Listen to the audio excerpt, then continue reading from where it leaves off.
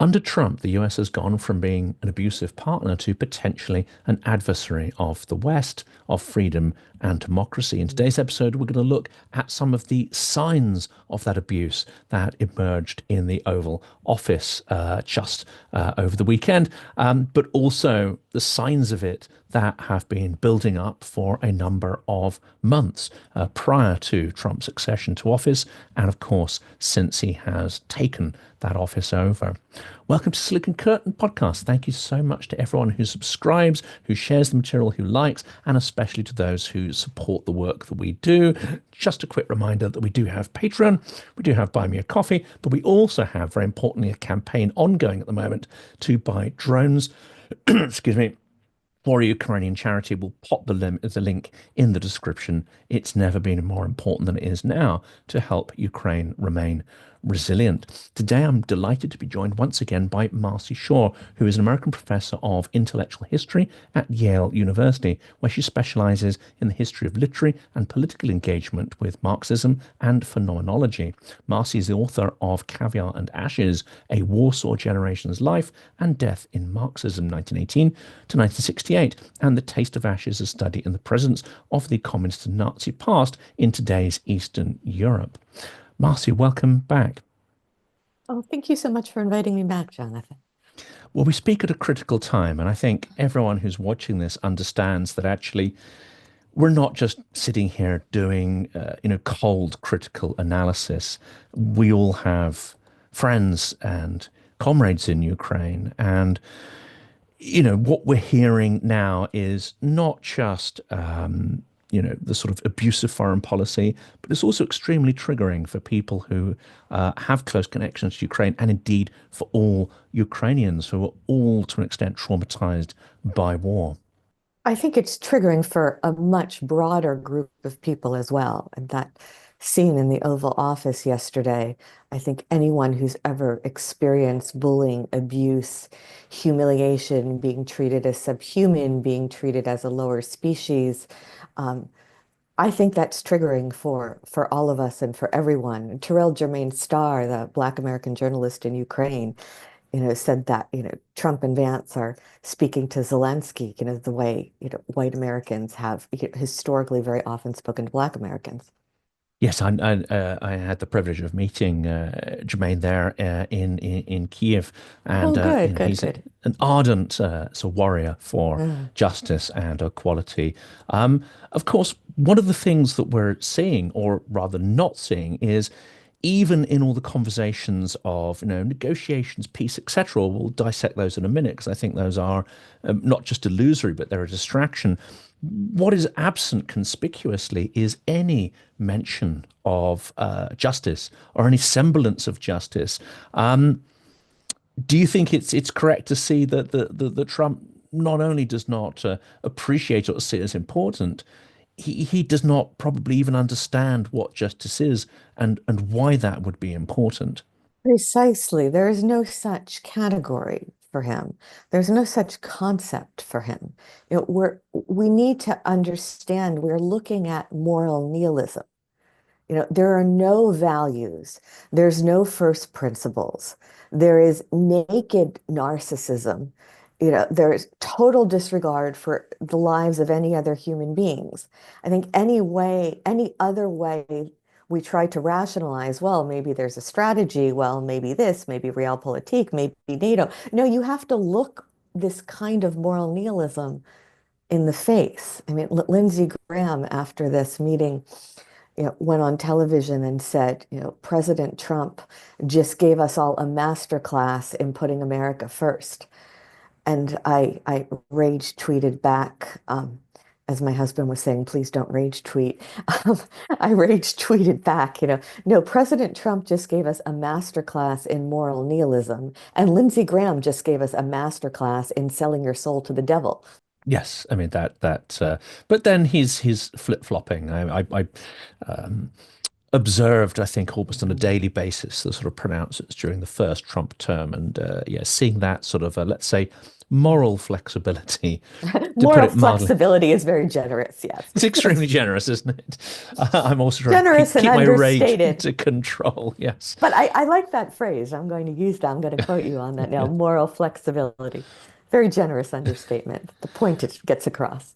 But of course, sometimes our rage blinds us to the mechanics what Trump is doing, blinds us to the perception of the world, the worldview that sits behind it. And yet, for those who observe Russia for goodness me, I know I've been doing observing Russia from a distance and up close for more than 30 years now.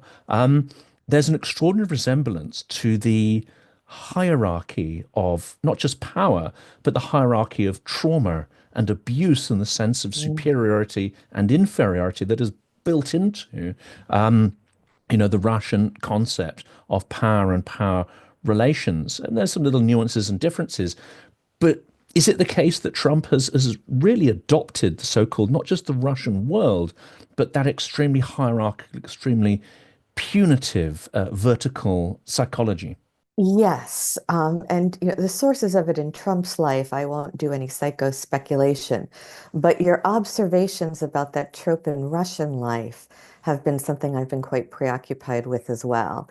And this is something that my attention was first turned on this by the Belarusian feminist.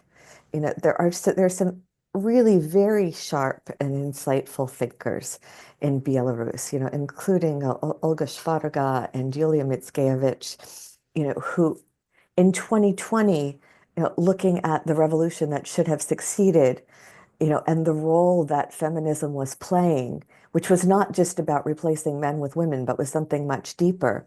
It was Olga who first told me that a language that they had developed, feminist in Belarus, over a number of years to articulate the problem of domestic violence, which was hugely widespread. I think Yulia said that really 1 in 3 women were victims of domestic abuse in Belarus. And a language they developed to talk about this became a language for the whole society to talk about how they were being treated by an abusive regime. So domestic violence here is a metaphor, but not only a metaphor. It's functioning at both a very literal level, and a metaphorical and, an analogous level. And I started thinking that that's really a key to understand a lot of what's going on.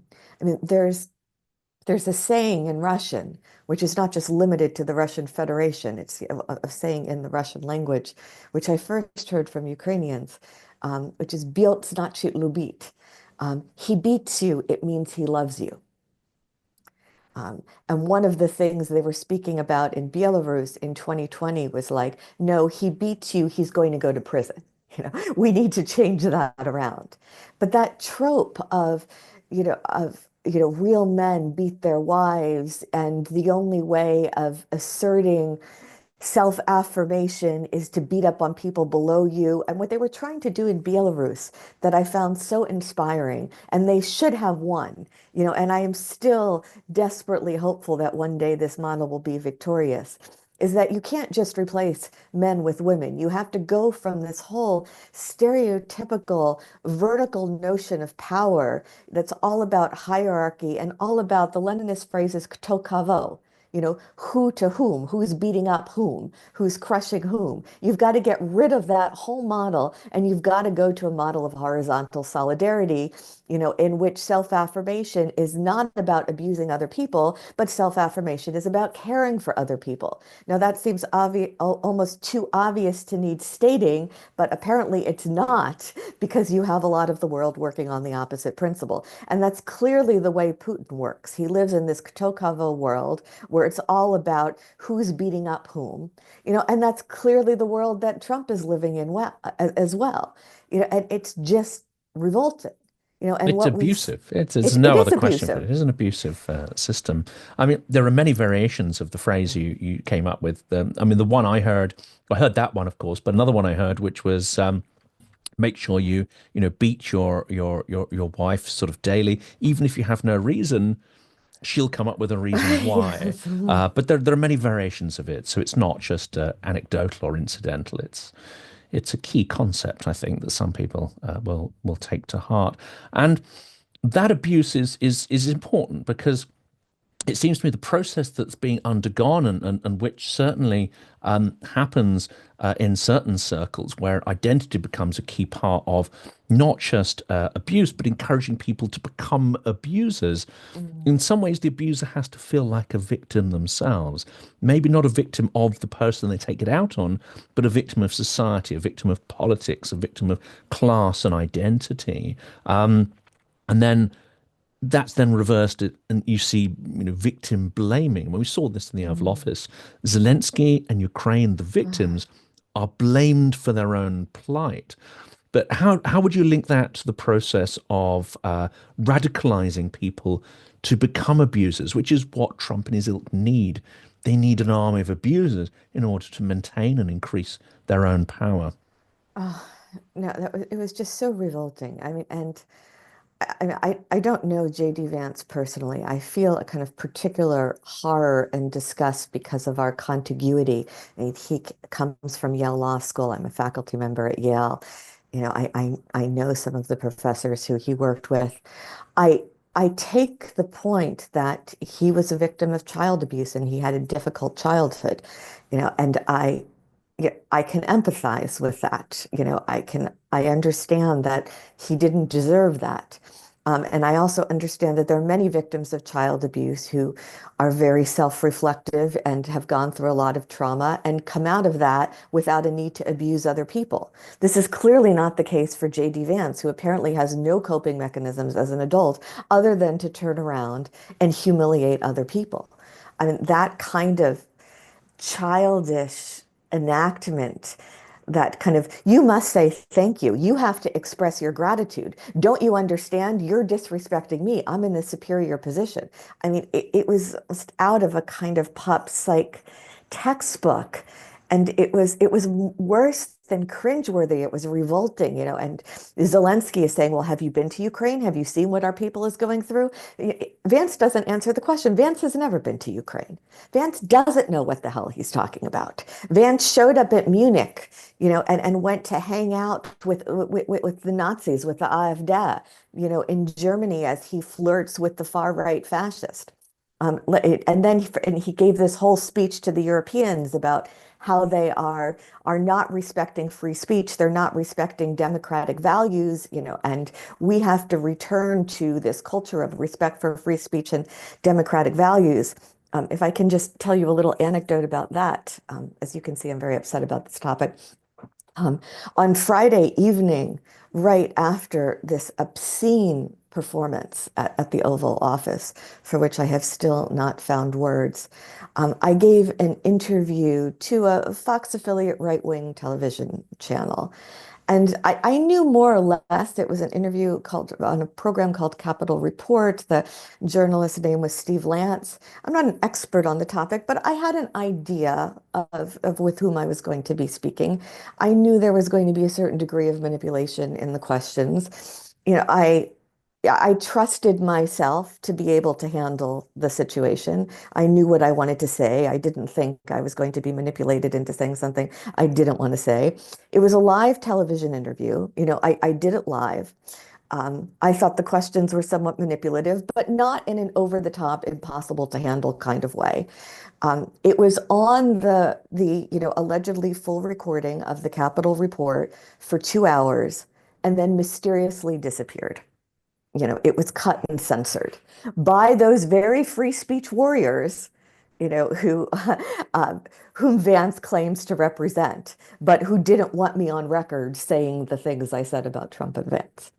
And similarly to Trump's speech yesterday, claiming that he'd brought free speech back to America, he could only do that when I believe a Democrat was removed from the chamber. So there's a Yes. cruel irony within that. And you mentioned gratitude because this is another of these indicators that this sort of psychological breakdown sort of went into, that forcing, pressuring someone who you see as inferior to you to express gratitude. And then when they do, that's never enough. There's never, Mm. a sufficient level of gratitude. What's your take on that? Is that a coercive and abusive technique as well? I mean, I'm not a psychologist, but I think that is a classic trope of abuse and domestic violence. So much so, and in such an almost cliched, stereotypical way that you're just laying bare and exposing to the whole world what you're doing. That you're just acting like this guy who beats up his wife and his kids. There wasn't even, and this whole, you have to say thank you. I mean, Lech Wałęsa and 38 other former political prisoners in Poland, many of whom I know personally, wrote a letter to Trump, in which they said, how you spoke to Zelensky in the Oval Office is extremely reminiscent of how our secret police interrogators spoke to us when we were in prison in communist Poland. And I was so glad they wrote that because as someone who's worked in the secret police archives, and I was, mercifully, I never went through what people Adam Michnik and Irina Grudzinska and Lech Wałęsa and these, yeah, and Andrei Severin and these other people who signed the letter went through there much braver than I am. But as a historian, I have an idea about how those conversations looked, and I've read through those protocols. And that is a classic trope, this manipulation for abuse. You're not grateful, you're disrespectful, you're selfish, you're hurting other people, you must say thank you. I mean, if you recall it in the show trials, the last thing that the people being sentenced to execution and led off to the gallows were made to say is they were thanking the Stalinist system for meting out their just punishment.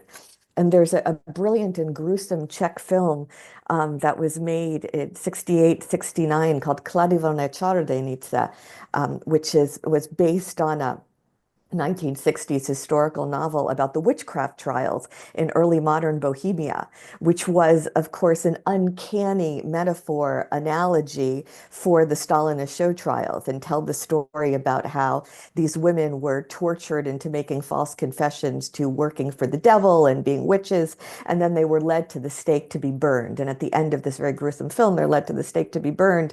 And the last thing is that this woman who's been broken, this middle-aged woman, is as she's being led to the stake. This could happen in the Oval Office. I mean, I don't think I have ever felt so ashamed to be American.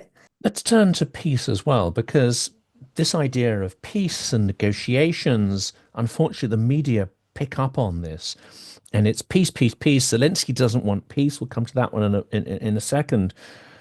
But I think we're distracted by this idea because what we're talking about here, what Trump is clearly leading towards, is appeasement and capitulation. It's not a peace. There's no justice. None of the concessions are placed in Russia's direction. All the concessions are forced on Ukraine. So how can we get beyond these words of peace and negotiation when in fact they've been flipped? They're now being used as concepts of abuse with which to target the victim, not the aggressor. Oh, that's absolutely the case, and Zelensky kept trying to say, well, let me first, before I answer that question, let me just point out to everybody, perhaps it's less necessary in Britain, but certainly to an American audience. Zelensky was at a huge structural disadvantage, not only because of leading a country at war in which people are being mass slaughtered, and which has a much smaller army and fewer resources than the Russians, but because he was speaking English. He was speaking English in an extremely hostile and antagonistic situation. It was not his native language. It's a language he barely spoke 3 years ago. It's extraordinary how much he's learned, in the past 3 years. If I were one of Zelensky's advisors, I would have pushed him to use an interpreter. You're at an enormous disadvantage as a non-native speaker. And it's remarkable how much English Zelensky has learned, but his English is not the English of someone like Yatsenuk or Dmytro Kuleba or our mutual friend Volodya Yermolenko. I mean, he's not, his English is not really fluent that way. So he was in a very antagonistic situation, trying to get his points across, in a language he's struggling to articulate himself with. I think he still did a remarkable job. And the point he kept saying is that nobody wants peace more than the Ukrainians do. They're the ones who are being slaughtered. I mean, the idea that, oh, you should tell them they want peace. They're the ones who are losing people day after day after day. They're the ones whose kids their limbs are being blown off and they're being buried under rubble. To tell them they should want peace is grotesque. Of course, they want peace more than anybody else. But Zelensky's like, we have made agreements with Putin. Remember the Budapest Memorandum. Remember the Minsk Agreement. Remember the ceasefires and the war in the Donbass. This is someone who has never honored those agreements. Those agreements are worth as much as the piece of paper they're printed on, which is to say absolutely nothing. And Zelensky knows that. Yeah, and so the idea that there's any chance of coming to a peace agreement or to some kind of ceasefire with an absolutely untrustworthy actor, is absurd. And what Zelensky's pointing out is simply something that is obvious to anybody who has watched that history at all. You don't have to be Ukrainian to know that Putin lies, that he has broken every single agreement he's made, that he is not a reliable partner for any kind of agreement. And you point to Vance's phrases there as clearly he doesn't understand. In fact, he doesn't care. He's refusing to acknowledge the reality of war and actually doesn't care about it. In that respect, it's certainly devaluing the victims of war. But again, to those people who are shocked and surprised now, it was quite clear from Trump's first term, and his literal words, that he sees people who have served their country and died in that process as being suckers and Mm. losers. Unfortunately, the evidence is there of his attitude, at least. That attitude seems to be extending to quite a number of his cabinet and associates.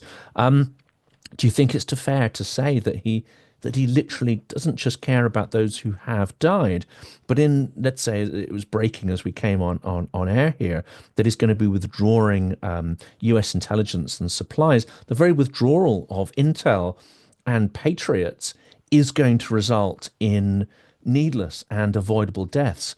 And for those who are thinking that this might trigger some change in the US political system, isn't it quite clear that he literally does not care?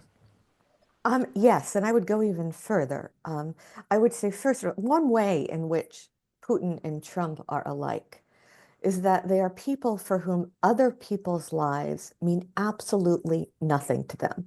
I think that goes for Ukrainian lives, Russian lives, American lives, the lives of kids in Sudan. I mean, they're people for whom other people's lives mean nothing. Now, if other people's lives mean nothing to you, that gives you a free hand. Then there are no constraints. Then you really are living in this Dostoevskian world in which everything is permissible. Now, it's an kind of fascinating psychological question. Then why do you get up in the morning? How would you have a relationship with anybody? In that kind of nihilistic world, what would it mean to be in the world if other people's lives mean nothing to you? And I've spent a lot of time thinking about that. I can't quite imagine it. I don't think Russian lives mean anything to Putin. I think, part of the paradox here is that even if we only cared about Russian lives and not Ukrainian lives, if we cared about Russian lives at all, we should be doing everything possible to make sure the Ukrainians win as quickly as possible because Putin will bleed through his entire population until he's defeated. He does not care. And Trump doesn't care either. Elon Musk goes in and shuts down USAID. Well, USAID they were one of the many things they were doing is feeding over 800,000 people in soup kitchens in the capital of Sudan. It was, they were giving, HIV medication to pregnant mothers. There are already people who have died because of what they've done in their first 43, 44 days in office, and they do not care. So saying that Trump doesn't care that now more Ukrainians are going to die, I don't think he cares about anyone. And I think until we face the fact that we are looking into an abyss of absolute moral nihilism, where we don't have any chance, of trying to find some other solution. I don't think these are people who can be dealt with He's in one of the any other. kind of rational way. No, indeed. No, it's not economically rational, as we can see from his actions, and it's not morally or politically rational, except in the sort of narrow sense in which he sees that world as something to extract things from, to abuse, as it were.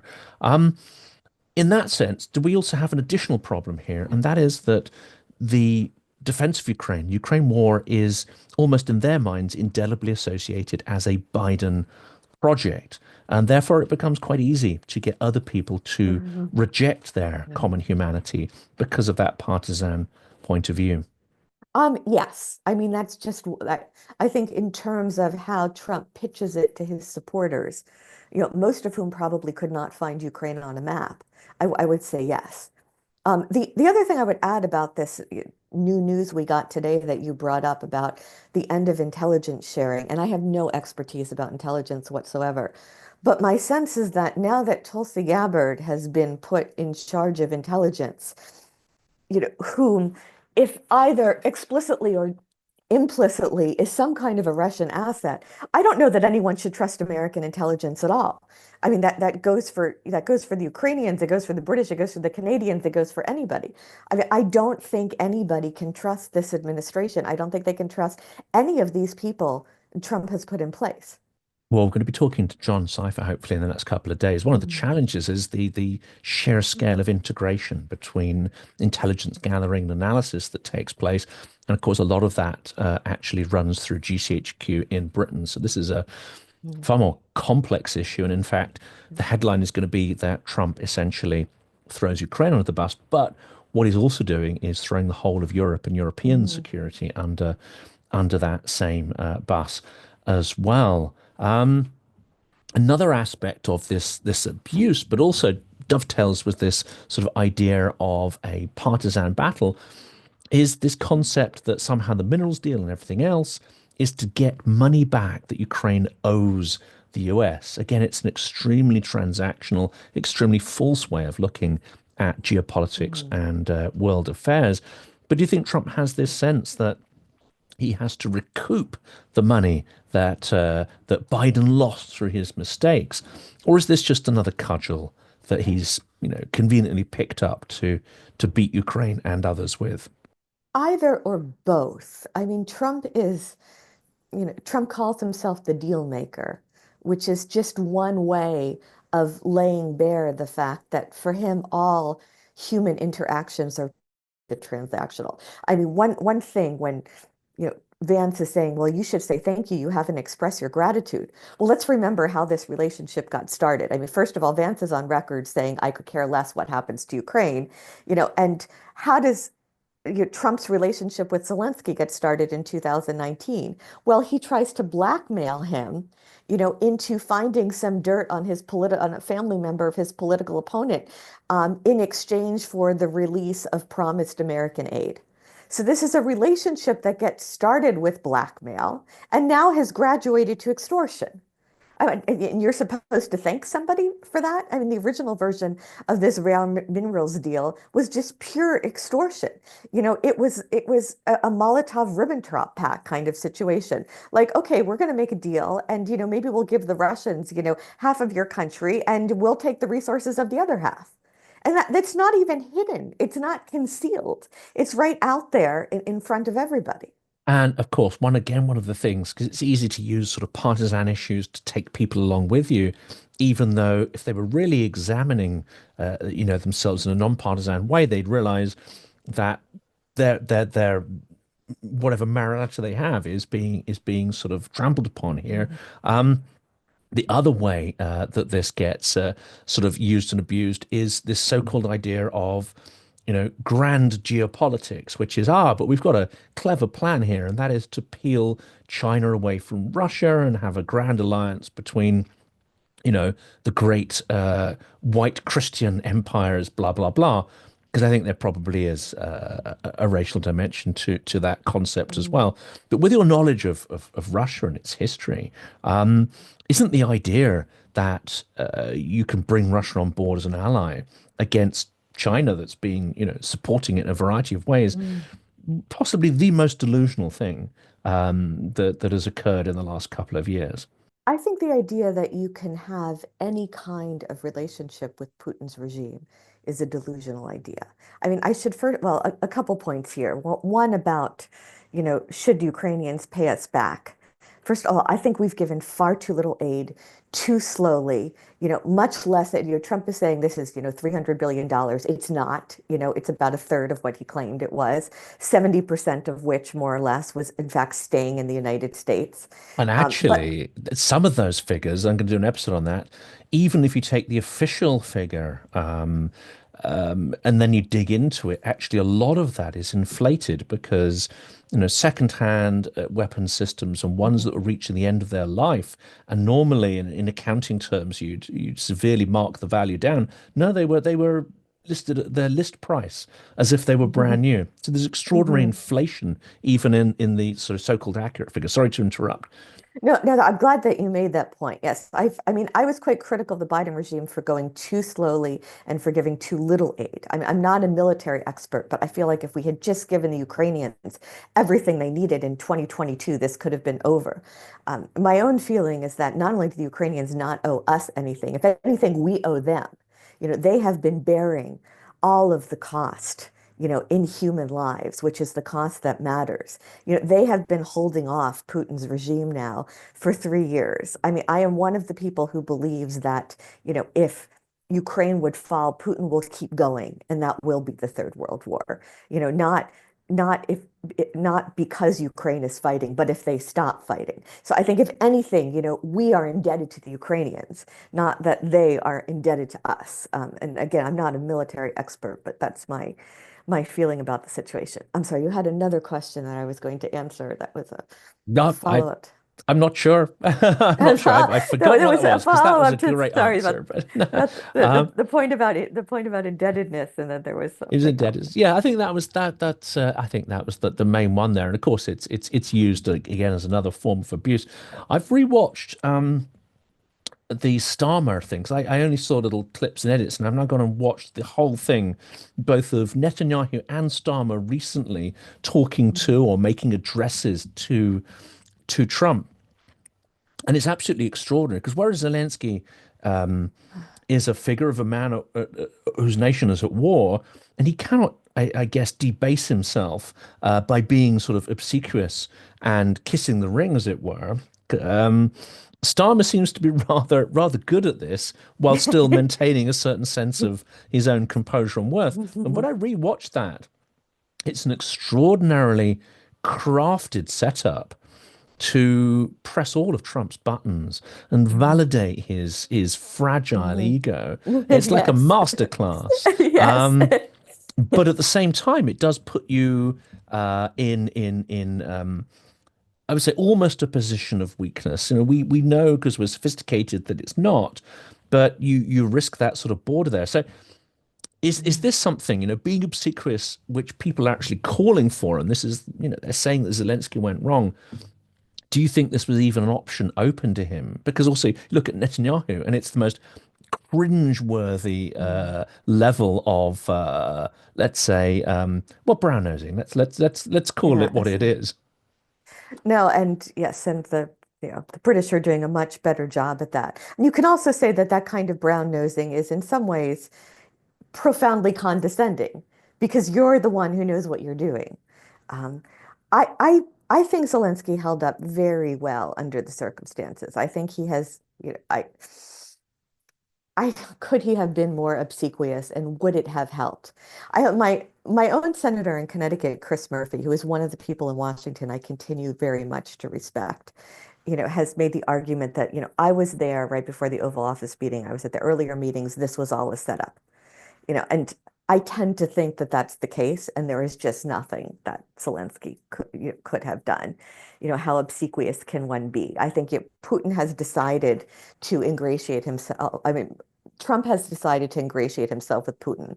I was talking about this in an interview I did last March in Kiev, a conversation with Yurko Prohaska, Ukrainian psychoanalyst, on the problem of evil. We were talking about Trump's relationship with Putin. Trump has always had this intense affinity for Putin. Now, there's been speculation. Was there compromise? Is he a Russian asset? Is it just the way that two psychopathic lunatics, may like be drawn to one another? Is Putin doing the things that Trump is doing, but on a cleverer scale? Whatever the reason is, in some sense, it doesn't matter. But Trump clearly belongs to Putin.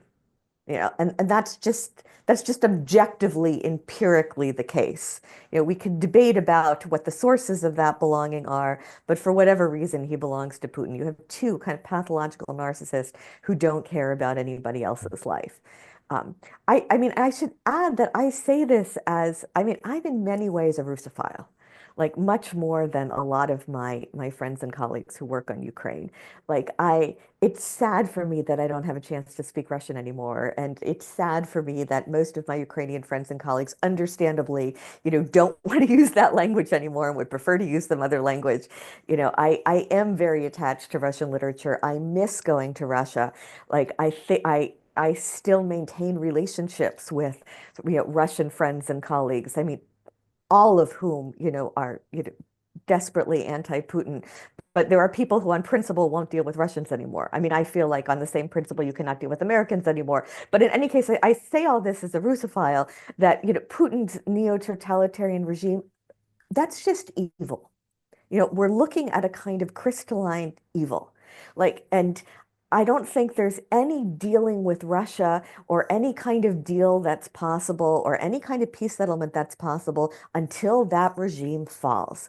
And it has to be a total defeat. It has to be a complete collapse. We need a Stunde Null kind of situation and a total reset. I don't know how that would look. I don't know what that would mean, but I don't like it. I mean, imagine where in 1942, 1943, could there have been a deal made in which some part of Europe, including the European Jewish population, remained under Nazi occupation?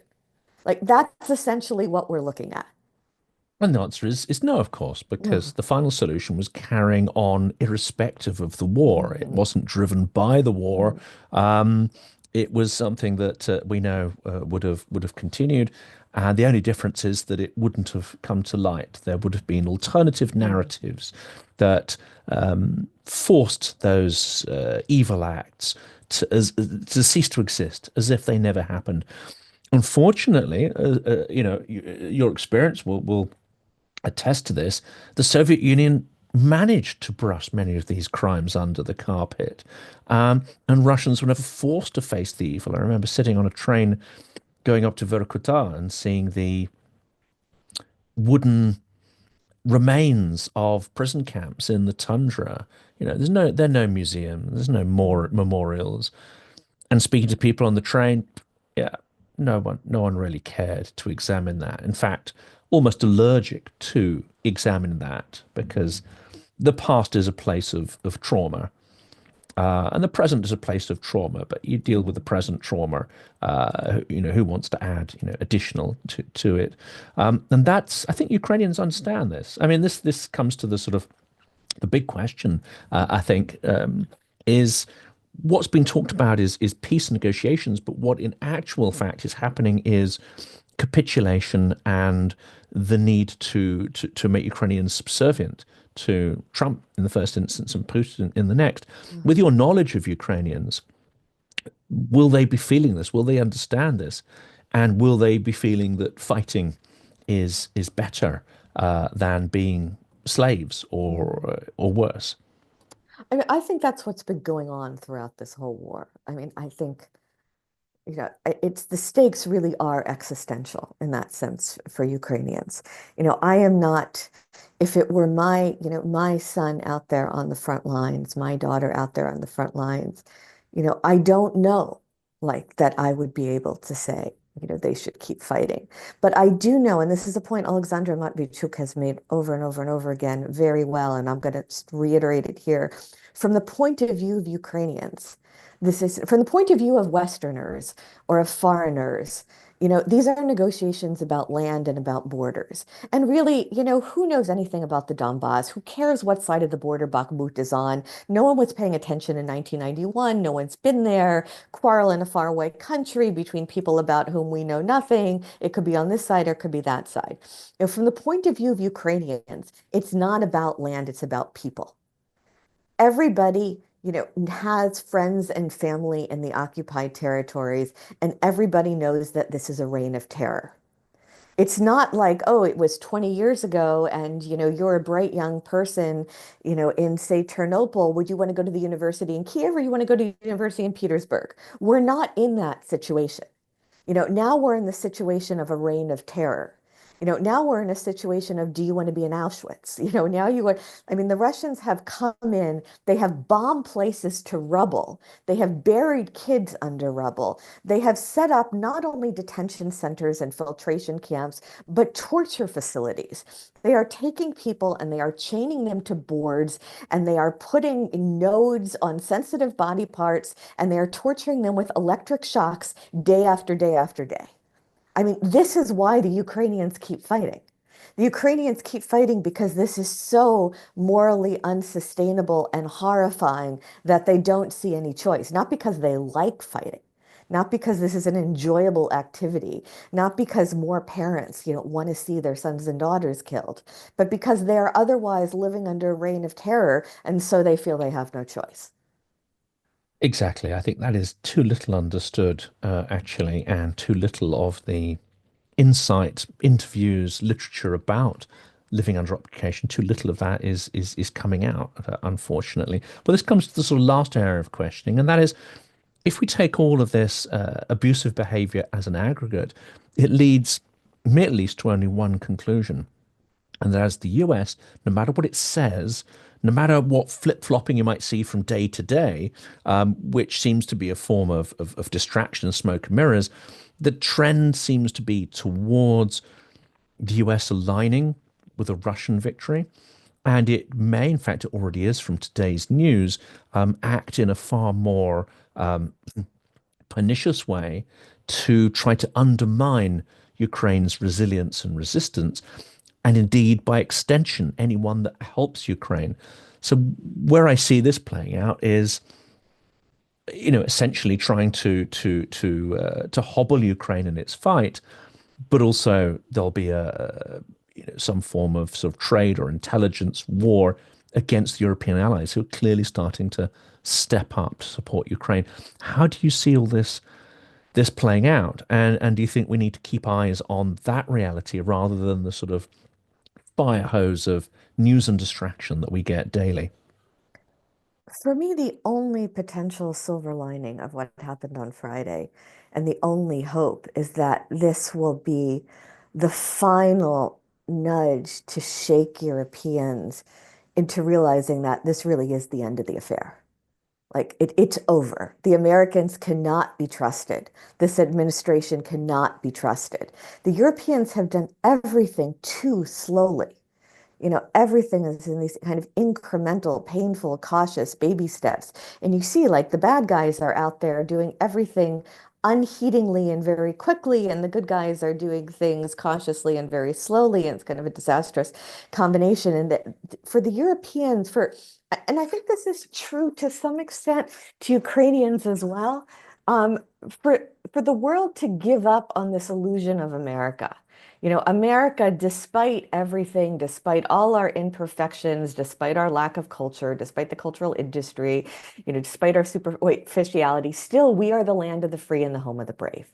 We are still the guarantor of freedom and democracy in the world. We are still the most important NATO power. In the end, it's the Americans you count on.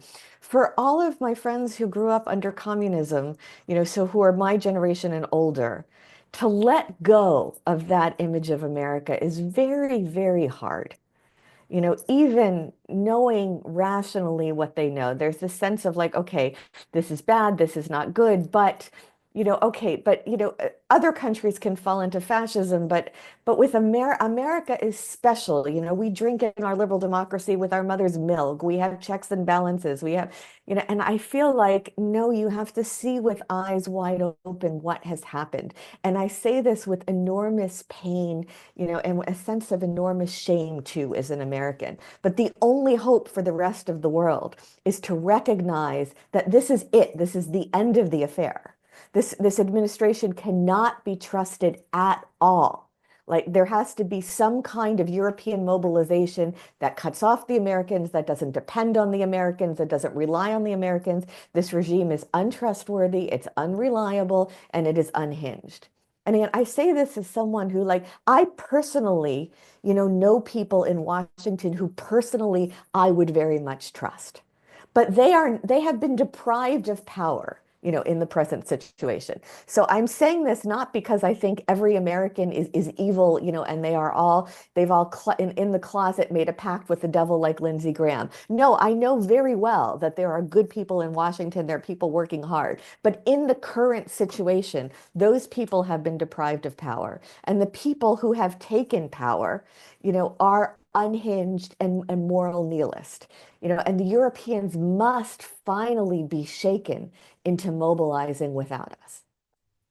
We'll end there because that's an incredibly powerful and absolutely essential statement for people to ponder and take away. Marcy, thank you so much for coming back on the channel.